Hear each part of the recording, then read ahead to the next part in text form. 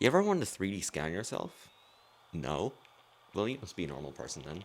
Anyways, last week I decided I wanted to 3D scan myself, not for any particular reason, but mostly because I just thought it would be kind of funny to have, but also kind of poetic in the fact that if I play my cards right, the scan in question could outlast my physical human form by maybe a few thousand years.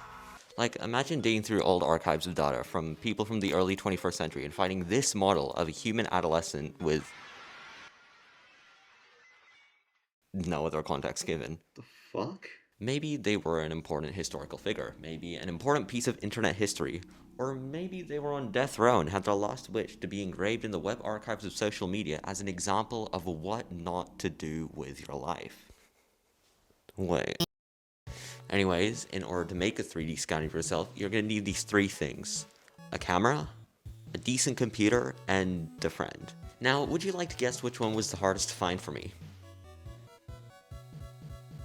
If you guessed a friend, you're probably extremely aware of what it's like to be chronically online and unemployed in the year of 2026.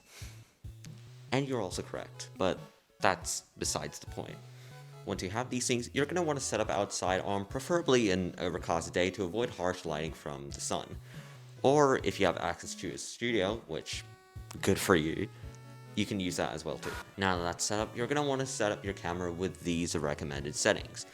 Now you can finally get scanning. As for the actual scanning portion, I can't really give much input other than to have your friend walk around you in a circle whilst going from top to bottom whilst keeping a consistent distance. You can do any pose you want really, just as long as you can stay in that pose for a few minutes at the least. It may hurt a little. After what seems like one successful scan, you should end up with about 400 photos, or 100 to 60 photos per revolution. Once you have your photos, you can then go to your computer where you can process them a bit before putting them in your desired software. What that means for me is just going into Lightroom and lowering the contrast whilst boosting the blacks and lowering the whites just to keep as much detail as possible. It is now finally time to turn your collection of LinkedIn profile pictures into an actual 3D model. Now for this, I just used a software called Reality Scan, which can be found in the Unreal Engine section of the funny Fortnite launcher. Now all I did was just follow the built-in quick start tutorial, and just like that, my model was created. Now you may be done at this stage, but I wasn't done. My final idea was to be able to rig the model in Blender and maybe even animate it. Using the power of the internet, I was able to upload my model to mixamo.com, which has a free auto-rigging tool that lets you rig your models for free, provided that they're humanoid. Now that I have this 3D model, I don't really know what I could do with it. I could use it as like a really shitty digi-double, or I could use it to learn 3D animation maybe. But for now, I think my work here is done, and I'll just leave. Goodbye. Okay, now you may be asking yourself why this video hasn't ended yet, and I'm gonna be honest with you, I don't really know either, other than the fact that recently I made a very questionable financial decision. Yeah, so I bought an old Oculus Quest 2. Okay, I know this seems pointless and stupid now, but the reason I'm telling you this is because for some stupid reason 3 weeks ago, I had the bright idea of porting the photo scan that this entire video revolves around into VR chat.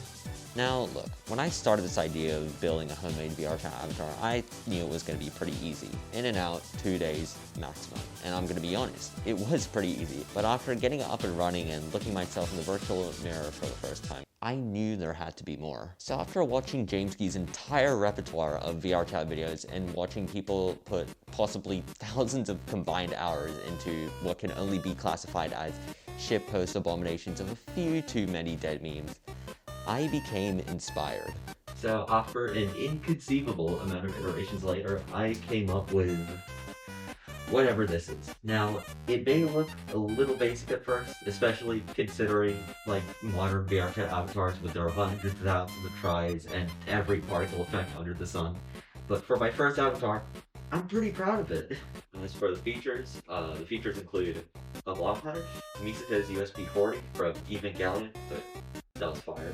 It's also compatible with both standalone and PC VR versions of VRChat, so everyone can see this abomination in action.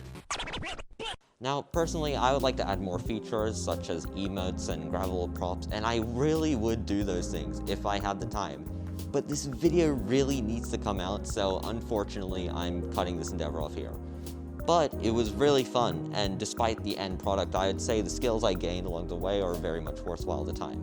Now, as a final message, I probably won't be making this avatar public to everyone for obvious reasons, but if you do see this video and you do want to do exactly this with your own self, please do. It would be really funny. Just imagine an uprising of regular looking people among the thousands of furries and anime characters that we get in this game. Just imagine how funny that would be. I'll leave that with you as a send-off.